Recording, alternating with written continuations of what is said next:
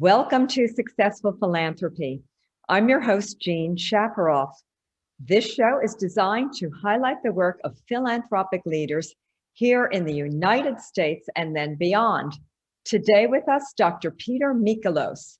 Dr. Peter Michalos is a renowned physician. He's an associate professor at Columbia University, and he's a philanthropist. Let's all welcome Dr. Michalos. And Peter, it is a great pleasure and honor to have you back on Successful Philanthropy. And for our audience who may not know much about you and your work, could you describe a little bit about the work you do? Well, I'm a physician. I graduated from medical school from the State University of New York, Downstate College of Medicine, and with honors in medicine, surgery, ophthalmology, and pediatrics. And I completed an internship in general surgery at the New York Hospital Cornell Medical Center as my preliminary year before my ophthalmology training at St. Luke's Roosevelt Hospital and Columbia University. And then I completed a fellowship in orbital and oculoplastic reconstructive surgery at the Edward S. Harkness Eye Institute of Columbia University, where I've been affiliated with for the last 30 years, where I'm an associate professor. My work in healthcare and medicine has been several decades out here on the East End of Long Island, and we began a not-for-profit called the Hamptons Health Society, which is a 501c3, in order to address unmet needs that many of the physicians would notice. So we have a committee of about 30 physicians, and they tell us what we need to do in the community, including local law enforcement.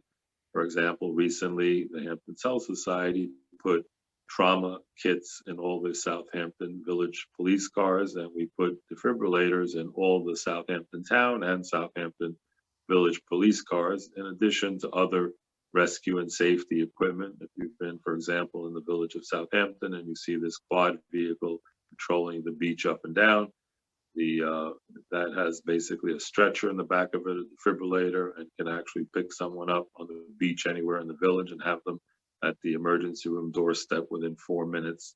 So projects like that, including other safety issues, we've addressed in the community and trying just to make it safer. In addition, we've worked on projects like addressing the issue of the short workforce shortage with nurses. So we gave scholarships to local boys and girls. We have 7 of the scholarship recipients who are nurses currently work at our local hospital. And like the military, in exchange for service, they have to give us 3 years of service in the community, and we help put them through the State University of New York Stony Brook Nursing School, which is a more affordable program, and it's in a way of addressing the shortage because people can't afford the housing here. So we've identified people who have families here and housing here so that they continue to stay and serve in the community to address those shortages. And we've done that as well with nurses' aides. In addition, we've worked on issues like the housing shortage, which is one of the biggest problems in attracting people to the community. We have people who have, for example, a cottage house on their property, and we've aligned those people with some of my patients who have an extra room or an extra bedroom, and these are licensed, insured, bonded people during our peak season that they have a place to stay.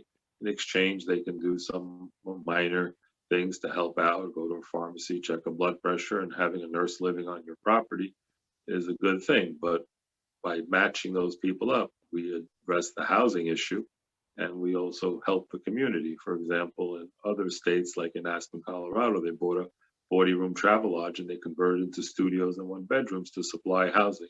And that's one of the needs we continue to be interested in. And we're also pushing the state to allow the housing that exists in the Long Island prior campus of Long Island University, which is now the Stony Brook campus that sits in the Shinnecock Hill area, and using those dormitories, we hope that they will allow for workforce housing, and that could include teachers, police, firefighters, EMT, EMS, people without housing, because without housing, it's very difficult to conduct the business of healthcare and safety. No question. Absolutely no question. And Peter, I wanted to interrupt you just to bring up what you've done for Stony Brook Southampton Hospital during the pandemic. I know you've given a lot of money for emergency care and for supplies. And I love when you speak about that. And if you could talk about that, and then I want to segue into our current situation in this world and what we can do right now to prepare for the possibility of any other type of COVID outbreak. So, Well, and not only a COVID outbreak, I've been worrying about mass casualty events for years. Over the years, actually, that's one of the things we constantly address with the hospital, with the police department. What do we do if there's a mass casualty event? One of the things we've done, for example, if the phone system is down, we purchased satellite phones for the police department and for being able to communicate. And I think the hospital as well needs it. There was one time when there was a major phone outage, and the Hampton Cell Society had purchased Skype phones, and the computer systems were working. And several years ago, the hospital wards, emergency room, the labs, they were all communicating through those Skype phones that we bought that were hooked up to the computers. That's an example of disaster preparedness. As a country, we've learned that healthcare is national security. And we got caught in a situation where we were not prepared, and we outsourced many of our things, including medicines, masks, gowns, gloves, to other countries. Out here, we were fortunate because of, I would say, serendipitous event where I had gone to the airport on January 25th to pick up a speaker we were going to have at our local church on religious freedom from the EU, and there was an Air China flight that arrived. I walked into the bathroom, and several of these people who came off the Air China flight took their masks off. They were coughing, they looked feverish, they looked sick. As a physician, I recognized what a person who's not well. And when I saw that, and being a student of history and pandemics, I basically held my breath, walked out of the airport bathroom, and I said to myself, I think we're about to have a pandemic. So I grabbed the speaker, went in the car, and I immediately got on the phone with various suppliers because I've been buying supplies for years for the hospital, for local healthcare institutions, the police, EMS. And I said, I'd like to order 50,000 surgical masks, 10,000 N95 masks, 12 ventilators. And they told me, are you crazy? They're $37,000 each. I said, well, we pay our bills, so please order them. And 16 high flow oxygen machines, 10,000 gloves, and thousands of face masks and other equipment, even testing swabs, which was one of the things that we ran out of out here. And they were very happy when we would magically show up at the doorstep and donate these things to the hospital. In addition, when we ordered the ventilators, we asked if they had personnel and trainers who know how to operate these ventilators, even though we have an outstanding team of people here. So what we did, we gave tens of thousands of dollars to the hospital towards payroll, and we brought in people from other states, like from Ohio, and then we put them up at the Southampton Inn. And during the peak of the crisis, we had them at the Southampton Inn, and all the people who were running the ICU 24/7, we had many people on ventilators. There may have been 30 at a time, which normally you might have 10 people at a time. So all those people also had to be fed. I made arrangements with a restaurant in Bridgehampton, a Leah restaurant, and they donated beautiful Mediterranean cuisine every evening for everyone in the ICU. So we kept people fed. We had made sure they had the masks, the supplies, and that's why during the peak of the pandemic, nobody of the personnel, physicians down to the people who clean the rooms, got sick from COVID. In addition, we were fortunate out here, the leadership of Dr. Sklaric and people like Robert Ross and Bob Schallner, because Dr. Sklaric recognized early on that COVID was a clotting disease. And he started putting people on blood thinners, and so did Dr. Daciopoulos, the chief of vascular surgery and chief of all surgery at Stony Brook main campus. And that's probably why the death rate for people out here was only 30% for people on ventilators. And in the city, the death rate was 80%. And another hospital system on Long Island, their death rate was about 88%. So we were very fortunate that early on, we jumped on it. And none of the cases were locally from here. The first cases were actually brought in from the North Fork. Someone had gone to the city, brought COVID out to one of the assisted living facilities there, and then they needed to be transferred and cared for at a higher level. And we're very fortunate that Dr. Sklarek at Southampton is board certified in 4 specialties: internal medicine, pulmonary, critical care, and palliative care. So that's a rare thing to be board certified in 4 specialties. There might be only 50 people in the whole United States who have that. So we're fortunate to have those great people out here and that we were able to support, and they never felt abandoned. And also Stony Brook, the main campus, we actually shipped one of the extra ventilators we had to them when they needed it. And I would have doctors from Stony Brook coming to my house in the office and begging for N95s and supplies and masks. And we supplied those people with those masks, and that helped our community be much more prepared than other communities. Which is wonderful. And Peter, as someone who serves on the board of the Southampton Hospital Association, I personally know how helpful and how instrumental you and your charity has been to the Stony Brook Southampton Hospital, especially during the COVID-19 pandemic, the beginning of it in 2020, and then throughout that year and even now. And as we now are in a situation where the Omicron strand has hit a lot of people, and many people have had COVID, what do you foresee in the immediate future? Summer of 2022, do you expect that we will all be in a situation where COVID will be almost a thing of the past, or are we going to see more COVID this coming spring and summer? I think by the beginning of March, we're going to see the fire burning out. Think of it as a fireplace. And Omicron, actually, because it spreads so rapidly, it's running out of people to infect, and that's generating a lot of herd immunity. In addition, the treatments have gotten very advanced. The new GlaxoSmithKline antibody, monoclonal antibody, has been found to be highly effective against the Omicron and Delta variant. And now, as of this past week, it's much more readily available. It's a 1-hour infusion, and then you sit around for an hour, make sure you don't react, and then most people are getting better in 12 hours, and then you have actual antibodies floating around in you for another 6 months. So I think that unless we get a new super variant, I think what happened in past pandemics is that viruses learn not to kill their host, the hotel, the human, but they learn to spread faster because they need to find a place to live, but they learn not to kill the host. So I think we'll see things slowing down in March, and I think in the summer, it's just going to be sort of like a log that is just burning out slowly, but we're going to still see cases. And I think the majority of the cases are still in the unvaccinated. And yes, there are still many people who refuse to get vaccines, and that is a problem. And but I think that there'll be more outdoor activities, more parties and events. And just to throw in an anecdotal story, I was recently honored as a Physician Colleague of the Year by the Hellenic Medical Society at the Museum of the Motion Image in New York City. And what we did was we had 200 people and we had 10 testers outside, and we tested everyone on the spot. And of the 200 people, 5 tested positive. We thanked them for showing up. We refunded, and we sent them home and told them they need to see their physician because 5 people tested positive.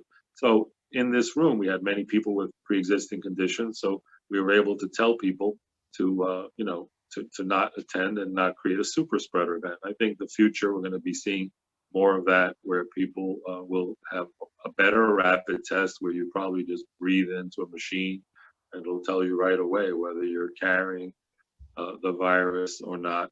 But I think things are much better now because we have quick treatment. The oral antivirals hopefully will be much more readily available. The rollout has been quite slow. And again, I think things will get better unless we see a new super variant. There's something called recombination, where if you get infected with 2 or 3 variants, they can sometimes share genetic material and create super variants. So that's one of the things we're concerned about. The good thing about the oral antivirals is they block all variants. So I think we're going to see better oral antivirals similar to like we have for Tamiflu with the flu. You'll get diagnosed, you'll immediately take the pills, and you're not going to worry that you're going to end up with your lungs filled with fluid in a cytokine storm. So I think we are moving away from that. I think travel will start to open up. And I think also, as the NCAA just recently said, if they have people who've had COVID and can demonstrate that they have antibodies against COVID, they'll accept that as immunity, just like we do for school when people have to show their measles, mumps, rubella titers. I think that there'll be better tests, blood tests, and you'll be able to show that you've had COVID, you've survived it, and you have titers. So I think that we're going to be seeing more of that in the future, that people will show evidence that they had it and they have immunity. And I think things will start to calm down. All very interesting. And for our audience, we are with Dr. Peter Michalos. He is a renowned physician. He is an associate professor at Columbia University and a great philanthropist. Dr. Michalos, foremost on my mind and many other people's is the vaccine and the safety of the vaccine as it relates to children and then pregnant women. What are your thoughts on pregnant women getting the vaccine? And then what about children under the age of 5? Are you comfortable with children being vaccinated who are under the age of 5? Well, I think that, we really have to follow the national guidelines of the American Academy of Pediatrics and the American Academy of Obstetrics and Gynecology, who are, recommending things. But I really think that things are going to ease up as far as those recommendations are concerned. And a lot of it is risk management in schools, and people are afraid to say, oh, no, don't get vaccinated or don't wear a mask. A lot of it is because we live in a very litigious society, and nobody wants to be the person who said, don't wear the mask, and then some kid gets COVID. And because we're in such a litigious society, that's what we're seeing. I think those types of things are going to ease up. I may have personal opinions about, who should be vaccinated, who shouldn't. But the bottom line is that we're in a pandemic, and if you're vaccinated, there's a 99% chance you will not get hospitalized or die, but you can still catch any of these variants. The problem with the vaccines is that they're all developed for the original Alpha Wuhan variant. They're not developed for these subvariants. They're not developed for the Omicron or the Delta, but they do generate enough immunity to offer a degree of protection so you don't end up with that cytokine storm inflammation in your lungs where you're like drowning and you need to be on a ventilator.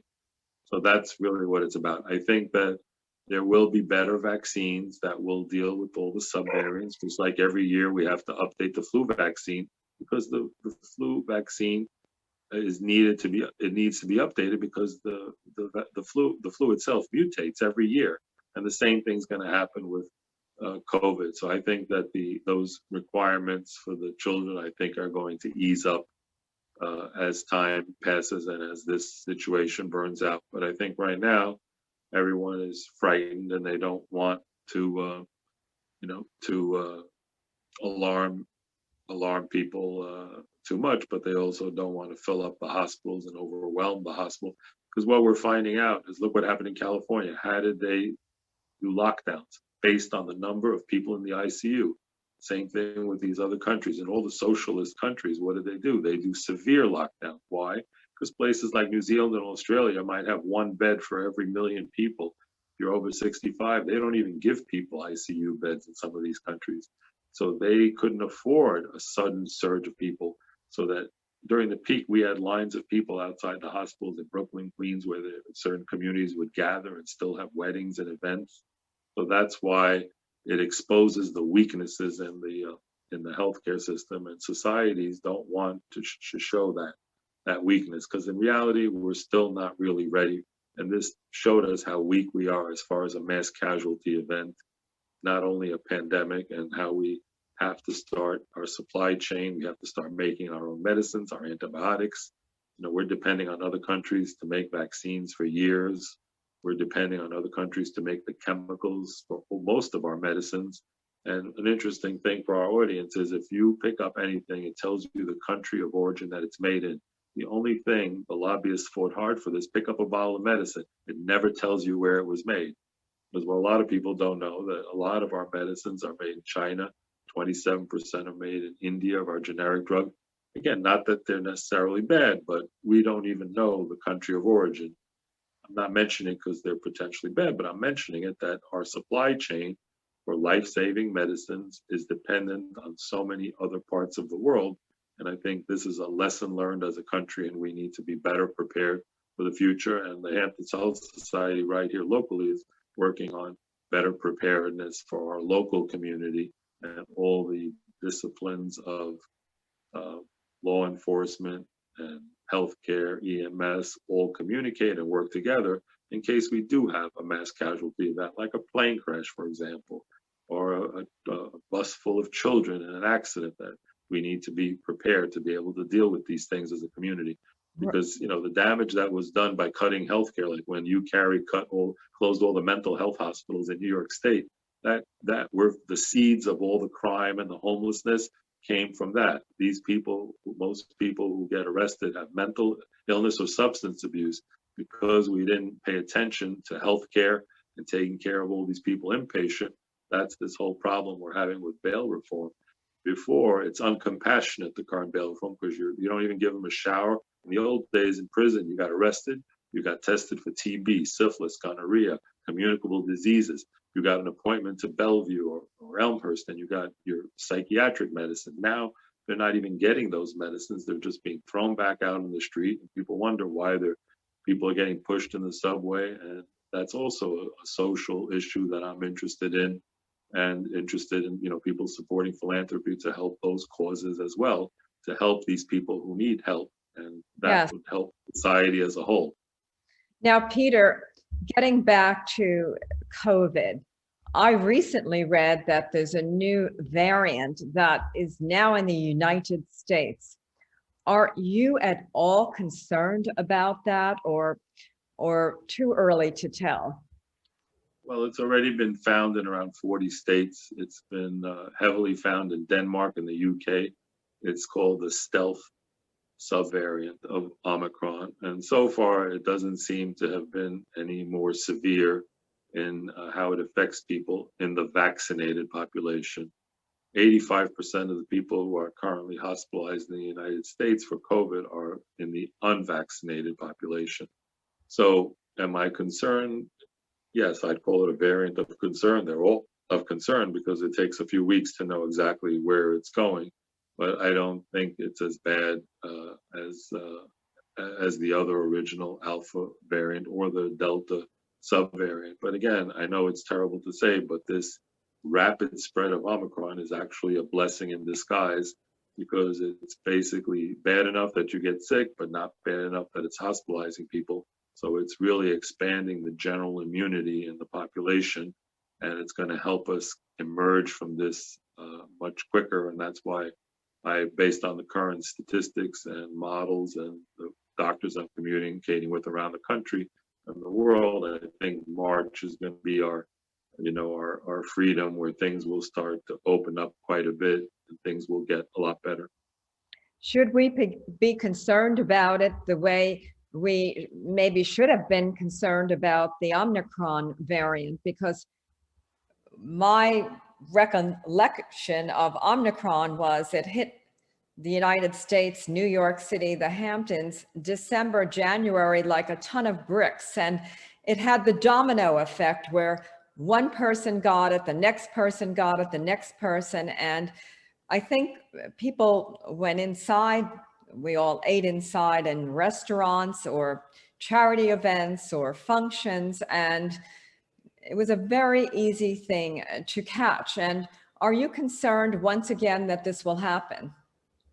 Yeah, that specific variant, there doesn't seem evidence of that same type of rapid spread, but I am concerned about the emergence of new subvariants, because from the beginning, this thing has been behaving peculiarly, just the way it mutates so rapidly, the way it spreads. So I'm not as concerned. And again, I think between all the people immunized, all the unvaccinated who've basically been naturally immunized by catching the Omicron, I think we're in a lot better shape. And even if there are new variants emerging, I think there's enough herd immunity right now that things will start to burn out. And also, as the weather gets better, things improve because we move outdoors. In the Northeast, when it's cold and we go gather indoors, Thanksgiving, Christmas, that's when we have the surges.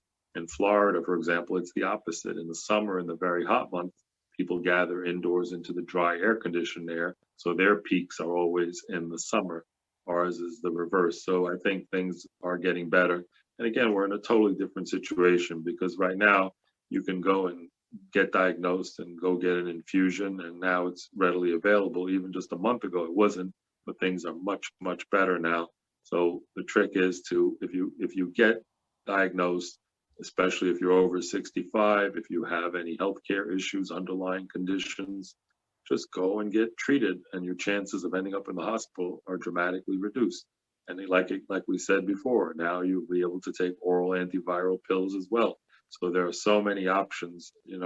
Think about how scary it was in the beginning. No vaccine, seeing a patient, seeing emergencies.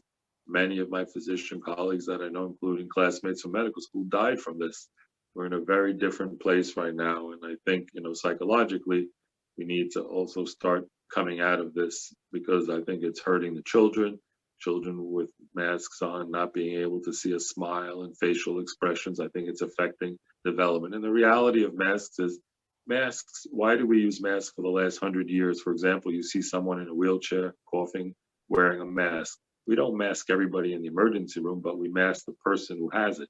Masks are really for the person who has it. So when they cough and sneeze, instead of going 26 feet, like we know the virus can do, it only goes 3 or 4 feet. So really masks are for the people who are sick to limit the spread of the disease. The reality is all these cloth masks, surgical masks don't protect you. If you're in a room and someone's smoking, you can smell it. That means the virus can easily go in and it goes around your mask. If your glasses are fogging up, it means you don't have a mask on because air is moving in and out.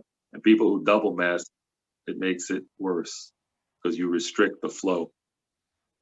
Peter, yes, Peter.